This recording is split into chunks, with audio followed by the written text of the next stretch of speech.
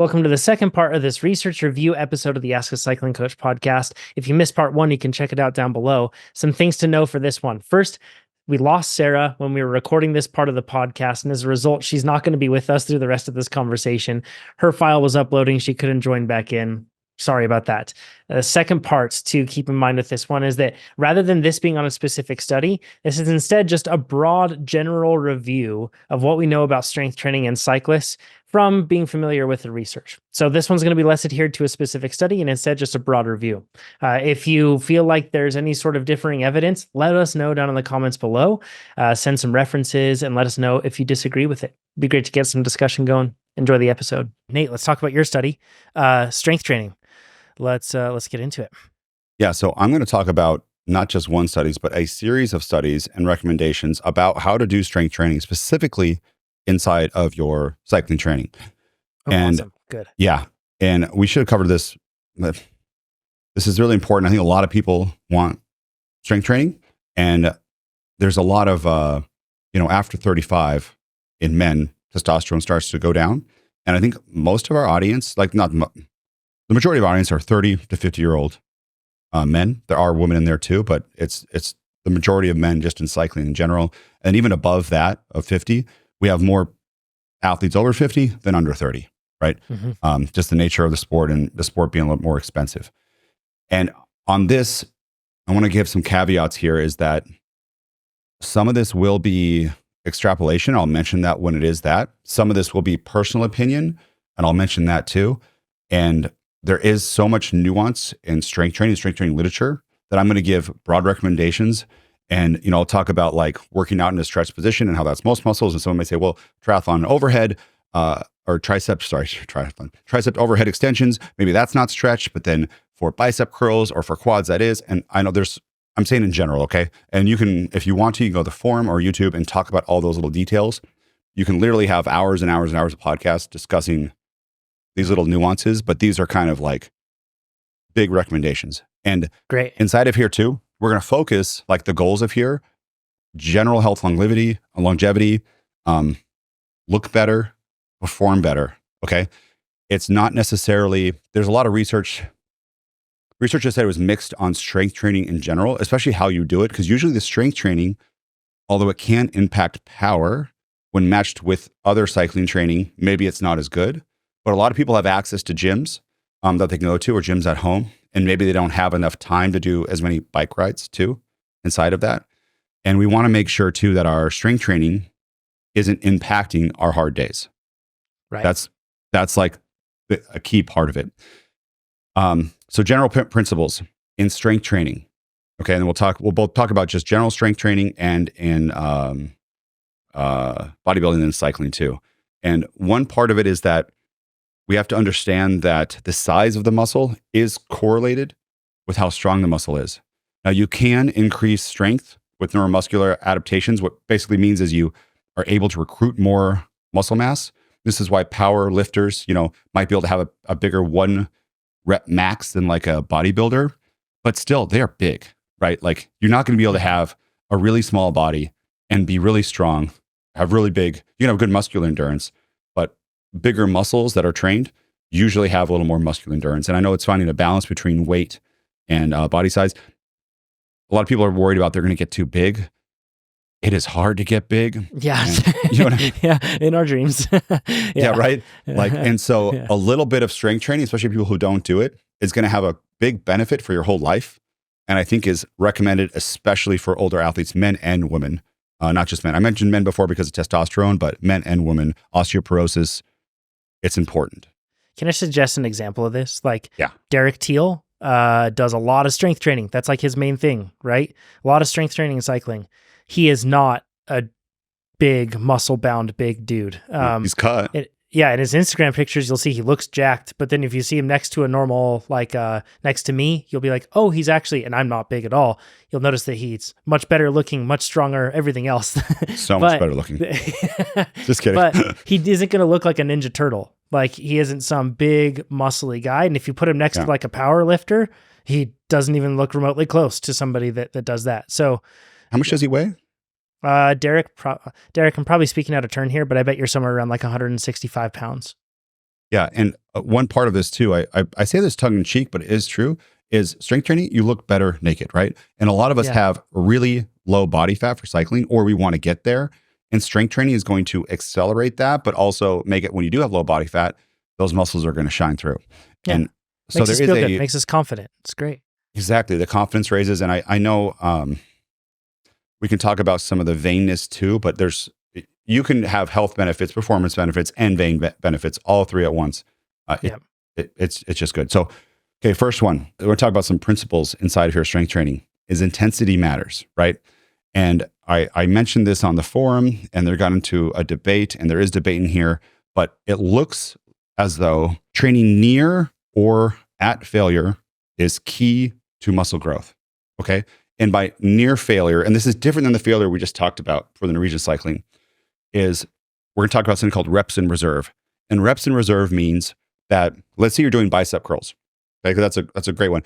If you've been strength training, you've done this where, you're trying to aim for 10 reps, and then on 9th, you get it, and then on 10th, you get it halfway, right? And then you can't go any further. That is failure inside of strength training, where that specific set was brought to failure. You could probably do 10 more sets of bicep curls, right? You're not going until you can't lift your arms anymore, which is different than the Norwegian method, where it's like, we just smash these people. So you can do one set to failure for your whole workout, and that is called going to failure for that workout. Now, reps in reserve means how many reps do you stop short before you go to failure? And it looks like in the literature, you can get the same benefit of going to failure with 1 to 2 reps in reserve. You might have a little bit more recovery. You might not. The problem is that it's so hard to know where you are 1 to 2 reps before. I think 1 is a little bit easier for most people, because you go, there's that last rep where you struggle up, and then there's 1 more that you could go, but you could try again, but you're not going to be able to get it. And I think we've probably experienced that. Super steep, like hockey stick at the end of that one, right? Where it's like you're doing fine, then suddenly you're not. Yeah. And it's kind of like in a VO2 max interval, say end 10 seconds before you fail. Yeah. It's so hard to know where that is. Yeah. Totally. I've done it, in some of the more intense workouts, like bicep curl, easy, leg press. I've done it where I thought I was leaving 1 to 2 reps in reserve. Then I just kept going. I literally did 7 more. And I was like, I was leaving so much on the table, right?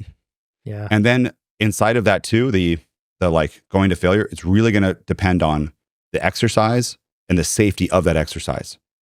If you're doing squats and you're not highly trained and skilled in those, I wouldn't do that. We're going to talk about like stability, like what's it called, like stable squat patterns that you can do in the gym, which I think are going to be a lot easier to get to that without the risk of injury or like having to be highly skilled and have some of that more neuromuscular fatigue of like the balance and stuff.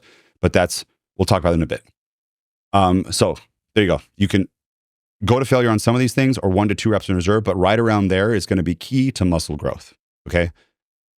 2, progressive overload is needed to progress. We talked about that. That's just you can't just every time you go to the gym, pick up the same weight, do the same reps, and expect to improve.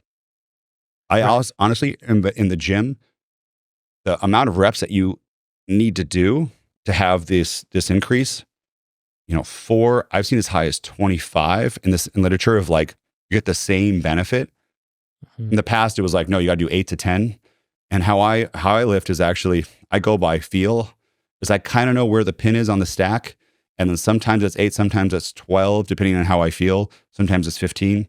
The problem is, I personally like the little bit less reps of like the 4 to 10, because once you start getting up above that, sometimes you stop early because of pain rather than muscular failure. Oh, that's right? that's an interesting point. The burn hurts and you're like, oh, this hurts so much. I mean, we're pretty tough as cyclists, but then you stop when really you could have done more if you could push through that pain. Yeah, it's and you're building. It's different to build strength than building like aerobic like capacity, and that's if you're starting to get that sort of burn and everything else with getting really high up in the rep ranges, you could probably be leaning more toward the other side of the scale, right? Yeah. So next one is range of motion, and for most exercises, a deep stretch improves performance, and some or most muscle groups, but not all. And we talk about a deep stretch. When muscles are in the lengthened position, it's that first, not all, but most, it's that first bit of resistance that actually causes the most muscle growth. And so if you're doing a bicep curl, so you're in a preacher curl, which is that thing where you put your like elbows over it and you put your arms down and you curl. It's that really stretched section and that first bit of it that does most of the improvement. And there are some studies that show full range of motion, like all the way to the bottom to the top versus just partial reps down and a little bit. I read this. And they get the same improvement. Yes, because so there's a lot of bro shaming that exists for half repping, right? Where it's like, where you might, if you're doing an exercise, like think of like a push up and you only go halfway up, right? And that's it. And this study looked at it and they basically had people intentionally half rep. And I can't remember what the exact exercise was. This was from the Stronger by Science guys that they went over this, the guys and gals there. And the outcome was the same, whether they half repped or not, which like probably hurt. There's a giant, like, there's a disturbance in the force of the male ego in the whole world. The whole world. The whole time we've been taught, right, that we need to do full range of motion. And it is a full range of motion in terms of stretch. And two, this brings up another point where even with push-ups, it is hard to get a deep stretch in your pecs with the push-ups because of where your body is. And same with bench press. Man, people are going to hate this, but I'm going to be advocating a lot for machines in here if you have access to machines because of the stable pattern, the ability to just kind of give it that maximum effort. And you can even close your eyes. Like you don't want to close your eyes doing bench press. You know what I mean? Yeah. The risk of injury is so much lower, especially for cyclists. And the way you can get these machines, a lot of times, like you can have them come back behind your shoulders, right? Like if you could get there really deep, so you get that deep stretch in your pec and able to push forward. And we're going to talk more about legs here moving forward because that's, I think, what we're mostly concerned about. Although we want to we don't want to just build legs. You might be a body. Yeah, exactly. Especially like think for, everything. We've all been tired on the bike before, right? Upper body. Oh yeah. It's going to slow you down. Plus, in general, not everyone here is really concerned about winning the Tour de France. And you have a pound or two muscle more is actually a lot. Think about a pound of muscle extra is like taking a handful of beef and putting it on your body of ground beef. Yeah. So if you gain 5 pounds of muscle, put it all over your body, your basal metabolic rate is up, you look a lot better, right? You also probably do normal life better, like picking up your kids, everything, doing all the other things. It's just a little bit better. Yeah. Yeah.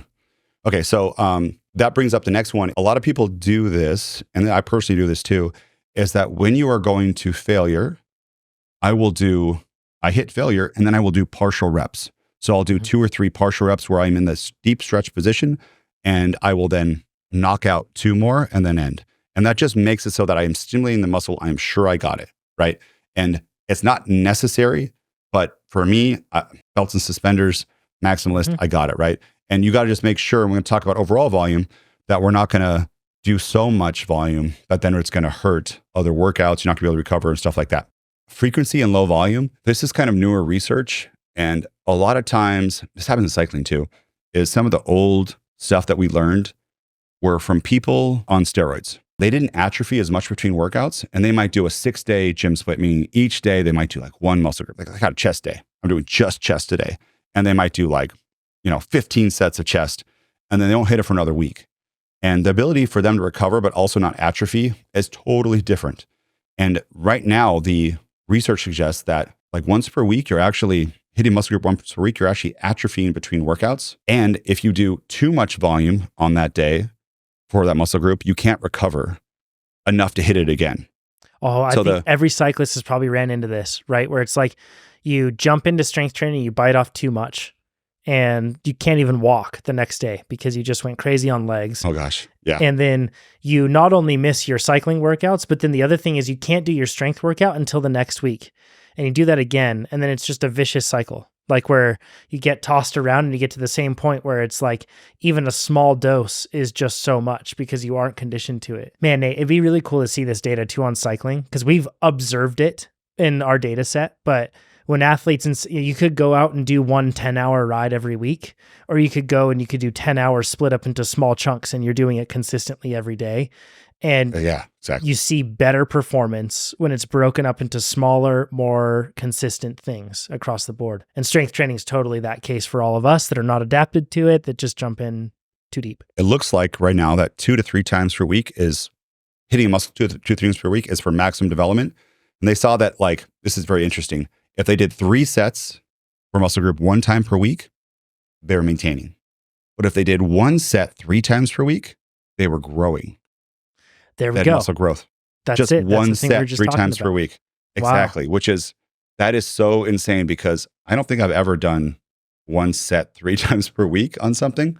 Yeah. But it's that frequency that wins. I wonder how much of this has to do with signaling. This is just purely speculative, okay? So but I wonder how much of it is doing like to the signal Mtor. and then the response. Exactly, right? Like when you send those signals more frequently, it seems like the body has a higher frequency of this signal that they need to adapt, right? Anyways, it's fascinating. Now, That's good news for all of us. We can maybe get away with so much good news, right? Get more out of less, right? Like we don't have to put the stress on ourselves to do massive things, whether it's moving a lot of weight or doing a huge session or even doing a huge, big, long bike ride. And instead, it's just for consistent with smaller ones, it's better. And we do, this is an extrapolation, but I saw somebody, like a scientist, calculate growth stimulus expectations. And so they looked at some of this and they said that 1 set 2 times per week is probably better than 6 sets 1 time per week. Wow. Isn't that crazy? Yeah. So, yeah. And for us time-strapped people too, the only problem is getting to the gym, right? And maybe you can have an at-home gym, but a lot of people, you have a squat bar at home and stuff. And we'll talk about different ways to do squats to hit different parts of your leg. And you might have been glute and hamstring focused for your squats your whole life, like I have been, rather than quad focus, which is what we're going to like kind of focus on for cycling. But yeah, that's very interesting. We'll get into that in a second. The other one is that the first set is where you get most of the benefit from for your strength training.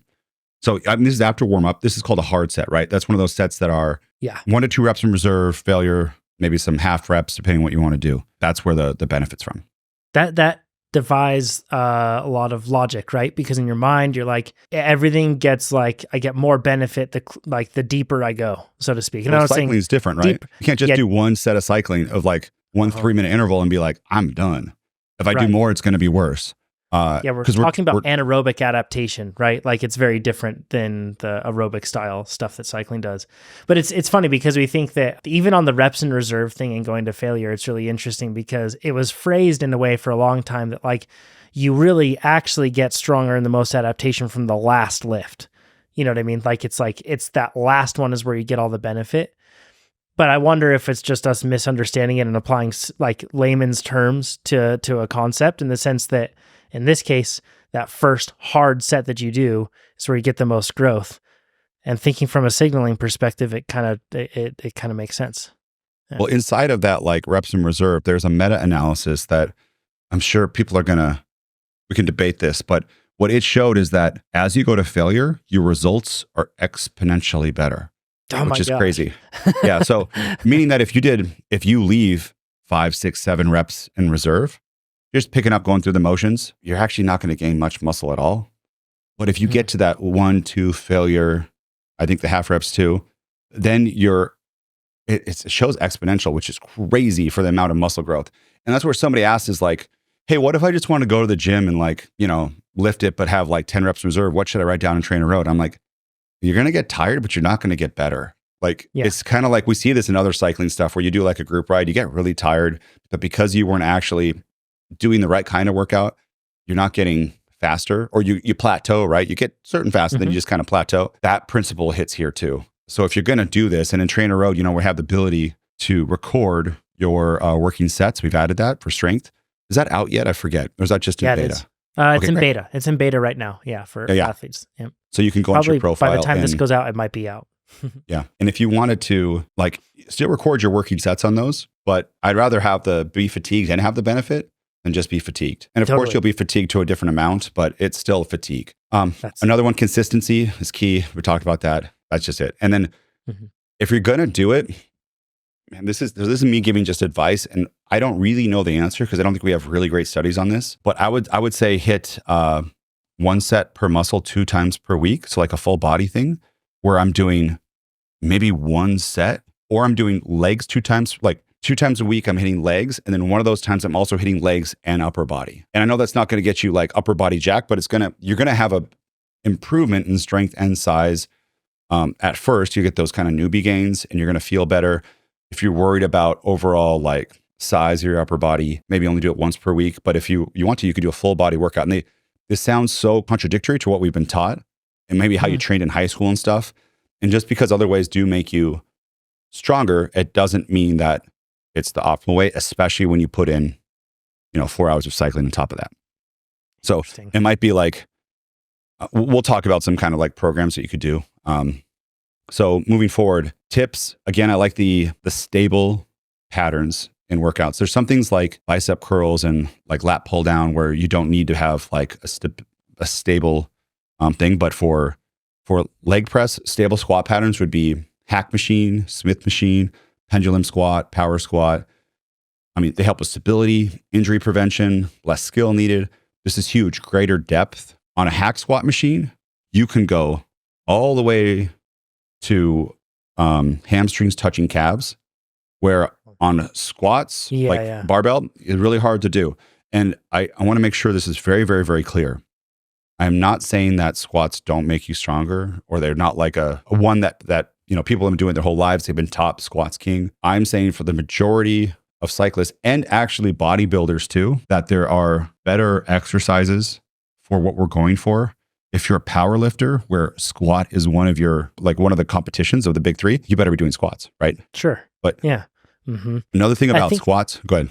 There's a narrative that I hear, and I could see it being true, and I'm just going to state it in the most extreme way, and then we can go from there. But the narrative that I hear is that, well, you have to use free weights or barbells or something like that, because that's the only way to develop stability and control.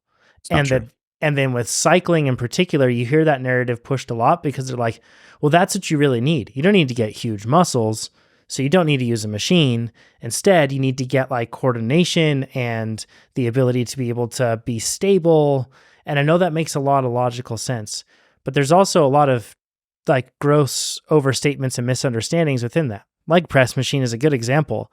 It's not as if you do a leg press and you're 100% locked into a system. You have your back, you're supported, then you have your legs, and you still need stability to be able to push that up. You still need that sort of accessory muscle strength and coordination that you need. So I think that there's a lot of really strong opinions about that that exist about like free weights and how you need to have free weights. Particularly, I hear it for cyclists doing strength training. And yeah, I'm not sure that that's as extreme as it needs, or we need to follow that extreme guidance. If you are concerned about stability too, I do some like side to side exercises, right? Like lunges to the side.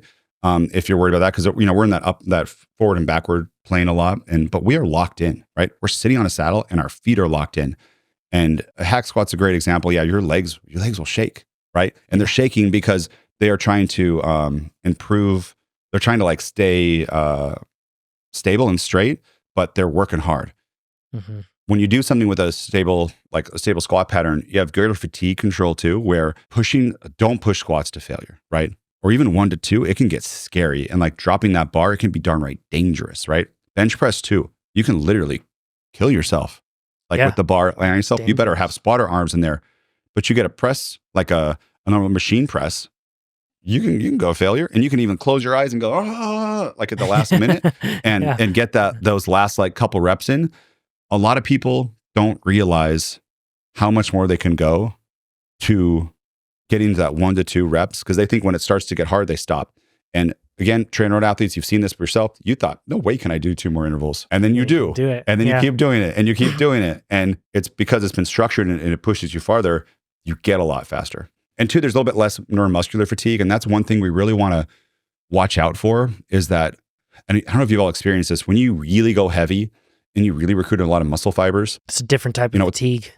And you're the next day, you're not sore, but you are brain foggy. Like your brain is tired.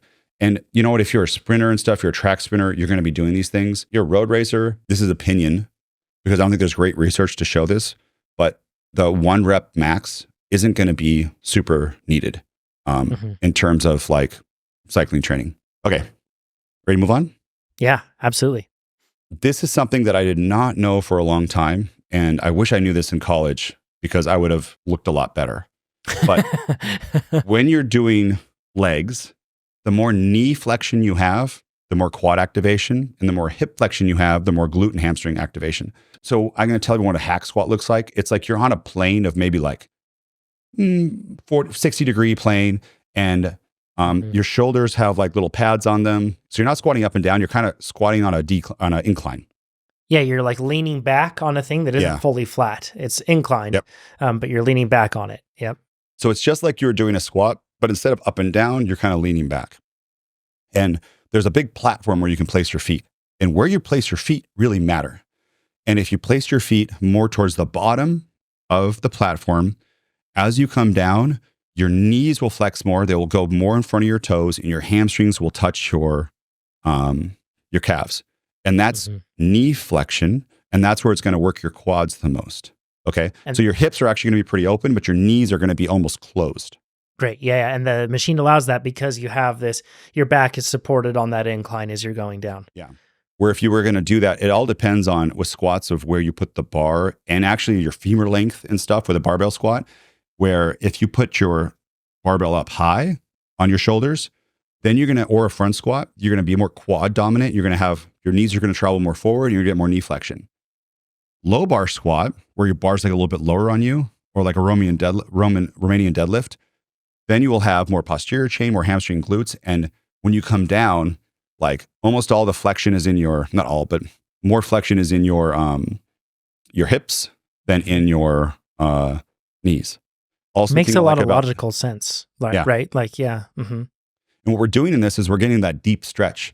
So if you have more knee flexion, your quads are getting the deeper stretch. And if you're getting more hip flexion, you're getting more hamstring and glute stretch. Kind of going back to the range of motion thing we were talking about. Yep. And with squats, that like kind of, butt to grass kind of thing that we've heard people say, that's really hard to do on a barbell squat. Like some people can do it. I've seen some people in the gym, but it's pretty hard. With a stable squats pattern, like a hack squat machine, it's easy. You can go all the way down. And you know what too? It's not scary because there's the pins there. So you can literally just stop and get out of the machine, take the weights off and push it back up, or just wait till you rest and push it back up. So that know that it's where you put your feet. So if you put your feet lower, you're going to do more quad activation. You put your feet higher, it's going to be more hip and glute. And if you put it wider, you get more abductor activation. And that is the muscle on the inside of your quad, like between your legs. Oh, the adductor? Or inside of your legs. Yeah. That's the one that cramps. That's the one that cramps on all of us cyclists. Like the adductor is the most common ones that are like crampers for cyclists. So not for me, but you know what too though? I was doing years of like for squats, low bar squats, wide feet, where I was hitting a lot of abductor and glutes, but not a lot of quads. Yeah, and makes sense. People, there's even like a Strava Nate's legs.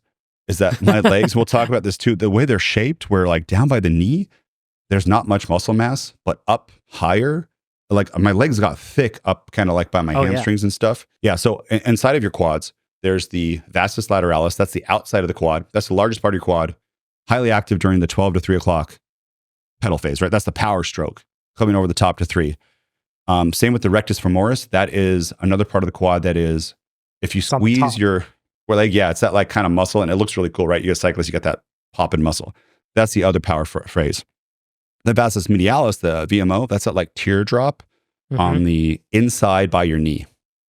And there are some exercises that hit the vastus medialis, but also the lowest part of the vastus lateralis, that big muscle by your knee. And there's other ones that hit it up high. So leg extension is actually hits the lower part of your vastus lateralis and more of the VMO, more than the squat pattern. Squat pattern by a lot. And I didn't do much leg extensions, and I did a lot of squat patterns with kind of wider, high feet. And that gets my legs where there's not much muscle around the knee, right? And I think I probably would have been a better cyclist if I would have done that. I would have had more stable knees, less knee injury. So what I'm recommending this is personal opinion, but for cyclists is a stable squat pattern exercise and a leg extension. Yeah. And for the stable squat pattern exercise, you could do, I think I would try, it sounds crazy, after warm up, one hard set Hmm. I personally like failure. You don't have to go to failure. Of like the legs kind of lower on the machine.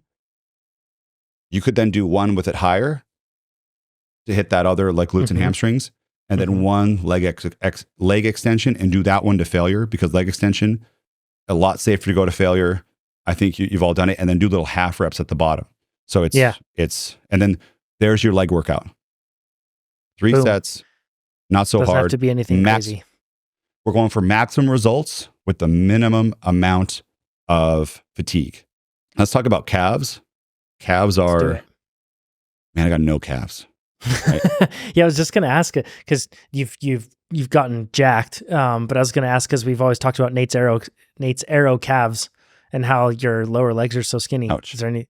Yeah. Yeah, you know what? I think so. Here's what the research says is that calves need a deep stretch in order to work. And when I cycle, I am a toe down cyclist, which means that I never have a deep stretch in my pedal stroke on my calves. Where when you drop your ankle, you have a deep stretch.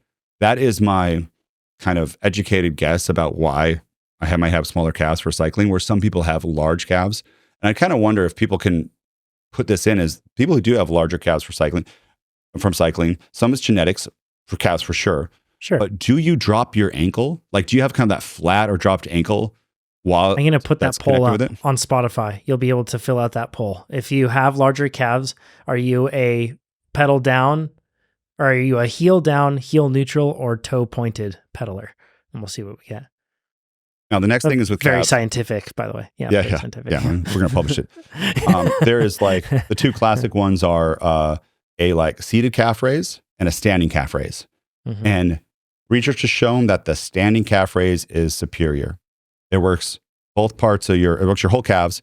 And this is also really cool is they took athletes and they did a full range of motion or just the top half for standing calf raise. So all the way down and up, or just the top half, it was the same growth, not much at all. But then this is a really interesting one. Now they did it where they did just the bottom half, complete stretch to neutral. Yeah. They grew much, much more. That's crazy. More than full range. Yeah. Probably because the people with the full range I think they have more power at that bottom part of the exercise. And when they couldn't go full range, they stopped. Thus, though, not fatiguing all the way. And this is too why I like in like the hack squat, like you go to failure and then you do a little bit more in that power position in the half. There's more juice in there, right? So you have more like reps in reserve, if we can't follow that pattern. In that stretched position, you might be able to do 3 more little partial reps, thus getting closer to that like true failure. Where if you stopped before, even with 2 reps in reserve, you might have 7 reps of like half reps left in order to get it. And this is me extrapolating a little bit, but this is what we see in like performance and even in this research where this kind of this demonstrates the principle. Yeah. What can I do to get smaller calves, Nate? That's what I want. My calves are not small. You don't train them. Dang it. Yeah. So other things like the rest of the workout, I don't have I didn't write down a whole program for you, and we can get into that if people want, but like, lat pull down is great. If you do a lat pull down, you want to make sure that you get in the stretch position because it's that stretch. So your arms are really stretched out. It's that beginning part of it that's really going to help you with that. And that is science backed. If you don't go up all the way and you kind of like your arms are flexed and you're just kind of focusing on the bottom, that's the opposite.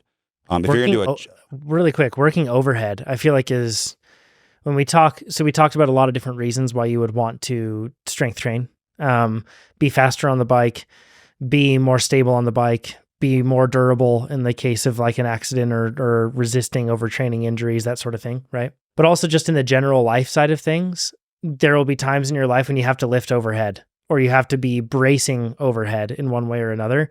And we never do that at all on the bike, like at all. If triathletes listen to this, when you swim, you spend a lot of time in overhead extension, right? And that's a different thing there. But just spending time and doing exercise in overhead extension does so much for helping posture, helping my upper back, helping all that stuff. Like I don't feel like I have to struggle to hold a good posture when I'm doing more overhead movements. Like it helps a whole lot. And lat pull down, might be the wrong one of that. Maybe like an overhead press. So you could do Uh-huh. dumbbells, you could do barbells, you could do a machine. I obviously like machines on this. You mentioned on the Just so lat you could pull down being, stretch. full Yeah, extended and stretched out, and I think yeah, but there's different ways to do it for sure, huh? that's going to work your lats, rather than your shoulders and stuff. But it is going to work your back, so it is going to make you feel better. This is another tip that I've had shoulder issues for so long, and my left shoulder has this like twinge in it, and I've also had upper back that gets tired if I stand up straight. Physical therapy, I've tried so much stretching. The thing that helps me the most is just hanging. You grab the bar, pretty close arms, and you hang, and it's been caused by tight shoulders, tight lats, and tight pecs. And by just hanging there and stretching, it has helped my shoulders so much. I do it before every workout. Stretching before a workout isn't best practice. It will limit your strength ability, but for me, it prevents injury. So therefore, it is best practice. Right? Sure. Like Yeah. if I don't do that, my shoulder will get tweaked and I won't be able to do a workout, even like lat pull downs. And I'll try to do it then every time I get in the gym. I start with just some hangs. And that also works your grip strength. This is another controversial one that people are going to hate me on. But for any pulling motion, lifting straps are key. It takes your like forearms and your hands out of the equation, and you get to focus more on your back. And That one is going to draw a lot of hate. Yeah, I can hear it already. because people are like, you need to be functional. You don't want your grip strength to limit your back strength. Mhm. So Skinners, we're on the bike, right? Our grip strength isn't the limiter. Our backs get tired, not at the same rate as our grip strength. Sure. You can work your grip strength independently. Hang's a great way to do it. You can do like other kind of like forearm curls and stuff like that. Even something like farmer's carries, Mhm. There's great ways, because if you're doing mountain biking or an off-road discipline, like grip strength is more important. But I don't think that what I've found is that if you're doing exercises that are like hanging exercises in particular, and your wrists may not be ready for that, it's a good way to get to the point where your wrists are injured and then you can't do strength training, you can't do riding, can't do anything else. It makes sense to do things that are like, if you're noticing pain like that, it's best to step back and to think of ways where you can break it down into more manageable chunks, This is super interesting too, is that mortality is correlated very directly with how long you can hang, your grip strength from hanging, how long you can hang. Yeah. I wonder, which they're not I'll tell saying you that about like, that, yeah, hanging is not like, that's not what stops you from dying necessarily, but I wonder how much of that is just the fact that you're strong, right? It's a good proxy for how strong you are compared to your weight. Because imagine if you're 300 pounds, it'd be really hard to stay up there. But if you're a strong person and you're not super heavy or obese, you can probably, do a 30-second hang where somebody else can't. And I don't think if you work up your way to 5-10 minutes of hanging, you're suddenly going to be living to 130 years old. Yeah. But that's just more of a side note. And I think that's more of the hanging is an outcome of being strong and fit, rather than hanging itself there's a mechanism that makes you live longer. Yeah. Makes sense. And then other ones like, so pull down and then maybe like one chest supported row, one pressing motion. Like chest supported row, what that does is it lets you lock in so that you really hit your lats, what do you your mean upper by back. chest supported row? Yeah. So if you're rowing, there's like one where you can, you put your feet on the machine. You're like a horizontal row, like a cable pulley. Your chest just can move back and forth. And what you can do in that is you can kind of like, you start yanking it back. You know what I mean? You've seen people do this, right? Your body moves instead of your arms effectively. Yep. Yeah. And what you can do then is go to something where your chest is supported and then you're rowing. And if like you don't have laying access to down this, on like a bench with hands hanging down, that would be an example of chest supported row. yeah, that'd be hard to get the barbell low enough. You could maybe do it with some, but there's other machines in the gym that you can do that. And if you have a pulley, like a pulley machine that has that thing, what I said, where you kind of sit on the bench and you have your feet there, if you just sit on the floor, you can put your chest against the bench, and that is now your stability one. So in the US, we have Planet Fitness, which is like $10 a month. You can do all this stuff at Planet Fitness. They're all over the place. I know it gets a bad rap, but like there's plenty of machines, there's plenty of stuff. You can do a great workout there. And yeah, that's about it. So don't sleep on Planet Fitness. And then, so you got a pull down, a chest supported row, maybe one push press, and one overhead press, and then You could do a bicep or a tricep. You don't have to. You're kind of working them too. It all depends on your goals and how much you want to like improve your body shape versus like recovery. And you're going to have to experiment with this a little bit and do the minimum effective dose in order to not impact your cycling too much. I think timing is something that we talked about hard days and easy days in the beginning of this one. And like you said, Nate, you don't want it to affect your hard days where we really get the most out of you. And that's why you don't want to do these during your rest days. Like you don't want to do it on the day that, the next day you have your hard workout. This is why after the hard workout or before, depending on if you can do the strength training and have it not compromise your cycling workout. I think that's kind of like elite level, and most cyclists that do that, but train on the bike and then afterward do the strength training on the same day. So then that way you can just fully recover the next one with the easy day. Yeah, I wouldn't do the strength training before your workout, unless maybe upper body and you have like an easy ride. But so there's different levels of kind of like, there's optimal versus like reality, because a lot of us can't get off the bike, drive to the gym, do our stuff, right? And if you are going to have to do it on an easy day, let's say you have an easy 30-minute ride, right?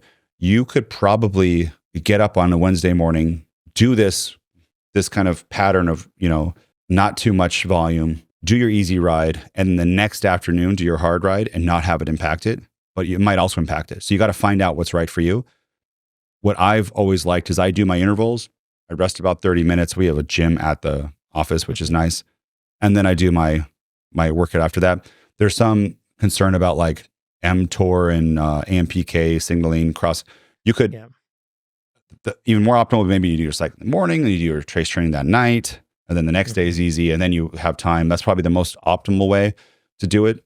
But there's reality and not. And I think we're probably all going to be a little bit better doing some strength training than no strength training, rather than worrying about, I have to do this Wednesday morning rather than Tuesday evening. I should just not do any strength training at all. I'm not going to be a faster cyclist and experiment with it. The last thing that's really important is protein. Like you get the signal, but you also need protein in order to grow. In bodybuilding, at least, the maximum is 1 gram per kilogram of body weight of protein, or like 2.2 grams per kilogram of body weight. That's like maximize it. They say in cycling, you might not need that much. I do about that much or a little bit more. There are some responders. And again, with body size, where you look at like, when they say the results of this, it's an average, right? It's like they take it and there's like a confident or the plus or minus this much. And some people can take way more than 2.2. Like, I don't know who those people are. And they actually had more protein and they actually got bigger. And I wish we knew their height, right?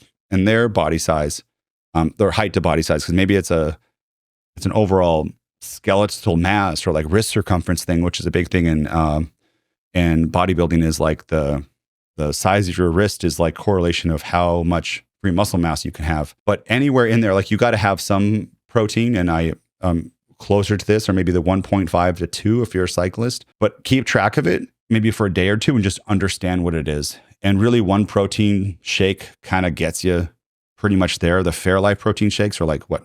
There's the big ones, like 42 grams. Yeah. If you're normally eating, you take one of those in, you're probably pretty close to it depending on your body size.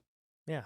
Yeah, that's a good approach. So that's my rundown on this. Again, there's so much nuance on this, and there's so many like debate of what little things happen and research changes. And maybe in 2 years from now, we're going to learn something new.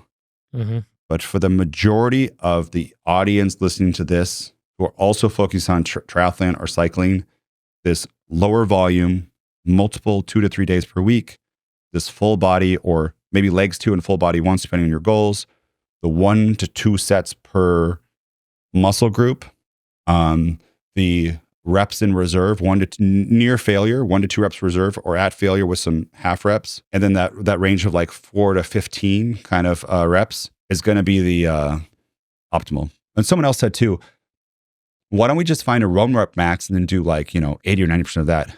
Finding your 1 rep max is so hard. It's also ironic that, hard. Like when you don't know how to strength train and you don't know how to do anything, like the first recommendation is to go find your 1 rep max, Yeah. It's kind of like us doing this is what we used to have, is go do a 20-minute test. Yeah. Or of a 20-minute test to be accurate, you have to know what wattage you can hold for 20 minutes. Then why the heck do the test? Yeah, right? exactly. Like, because you start too hard or too easy. That's why we changed the ramp test. It doesn't make any sense. So you can, because that rep range is so big, 4 to 15, you don't have to be exactly precise with where you put that pin, because that's a big swing, especially for something like legs, about how much weight you can take. Yeah. And then just know that, if you did, a plate on each side for hack squat and you did more to 12, next time, maybe put some 10s on also, right? And then go somewhere in there. You don't have to aim though, like I need exactly 10 each time. That's not what the research shows. And you don't have to stress about that. Where with power-based training, it's more about, it is like those 5-watt increments over time for this much, and then 30 seconds rest. And that you also want, adequate rest between sets. Try about 3 minutes. You want fully recovered. Don't do this stuff where you're doing these circuits where you're, going from this exercise, this exercise. You're not getting the strength and muscle benefits that you would. You're doing plenty of cardio on the other side. That's not the place for it. And for the stability stuff, I think what you said is a good example. This is why we don't do squats on Bosu balls, right? Because that's if you want to train stability, get with those blue Bosu balls, flip them over, put your feet on that and do squats. That's going to limit how much power you can put out, but you're going to get really good at being stable. And maybe there's some sports that you do need it, like stability is king. Yeah. Or even rehabbing from something. Yep. I could see. Yeah. Yep. But our plane of cycling is not like that. We're locked in. Yeah. And you do need some stability, and you're going to get them from those exercises, but not to that level of doing it. And again, please, I hope someone just cut this out. Squats aren't evil. You can do squats. You like squats too. If you've trained squats your whole life and you've done them, if you've never done barbell squats in your life and you hear this and you go, man, they're scary. They hurt. I don't know how to do them. Risk of injury is high. I'm giving you the blessing to never do them in your life. Do the hack squat, or something like that. Even leg press. I'd rather do the hack squat. Works a little bit more of your body. I think I like the positioning more than the leg press. For the leg press, if you are going to be doing leg press instead of like a hack squat, a lot of them will have the back will be able to adjust, like of how far you're leaning back. And on that, if you lean it back more, you're going to get more flexion in your knee as you go lower because your hip angle opens up.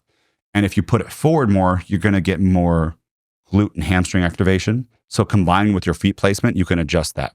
Good recap, Nate. So and this is the time to start strength training for a lot of you listening to this. I hear commonly, I try to strength train, but then I get blown up and then I have all these important workouts and I miss them. This is the time to do it because chances are you probably don't have crucial races coming up right now. So get into that routine, but ease your way into it. The key principles that I'm grasping from what Nate has been talking about from research that we can be informed by and then provide suggestions towards cyclists is going to or close to failure is beneficial in terms of developing strength. And that's what we are doing. In addition to that, you don't have to do a huge amount of volume, but instead you can do a set that's really effective, that really targets a specific part of your body. And then you can do that maybe multiple times per week, 2 to 3 times per week. And just in doing that, instead of doing 15 sets in a single day, you can just do those like a kind of a tailed down, more consistent, smaller bite-sized bits of what you're doing. Don't be afraid of machines and use them, and don't feel like you need to be guilted into using free weights. Instead, focus on building the strength and doing so in the safe way, and then that can help you get the strength that you need. The last little thing that I would add in is just personally I feel so much better in life when I'm strength training, and I don't have to be moving a huge amount of weight. It doesn't mean that I'm some big, muscly dude, but I feel so much better on the bike. I feel I can react and handle my bike way better with less active brain processing power to making sure that I'm doing it right. It just happens. I feel more durable and just average life feels way better. I avoid overuse injuries. Everything's better. So we encourage you to do it. And and it'll make you faster on the bike. It really does help. Anything else to add, Nate? I don't bench press anymore. It was giving shoulders. It's kind of scary. The danger, the technique. I just do different pressing machines, and you know what? I'm stronger. And I went back to bench press, and I could actually bench 2 plates many times. Never hit 2 plates in my life before that. Wow. There you and go. I think it's the ability to be able to go extra deep on the ones that I don't give up because I'm scared, right? That's right? Or it's a technique issue. Yeah, and I think that's probably the most common thing. A lot of cyclists are worried about taking up the free weights because there's so much risk, is so much involved with that. So gyms are relatively accessible for a lot of people. Certainly cheaper than buying your own equipment, and you can get that done. This is probably a little bit too much, but one more tip is that when you're rowing, if you put your elbows close to your body, like a horizontal row, that's going to hit your lats more. And then on the other one, if you have your arms a little bit higher, hands outstretched, you're going to hit your mid back, you're going to hit your rear delts and your traps a little more on those. And if you're working on your back, those two together hit most of it. Awesome. If you enjoyed this episode, let us know. You can share the podcast with others. We link to all the studies that we talked about. We have them linked down below in the description so you can check them out. You can go review them for yourselves.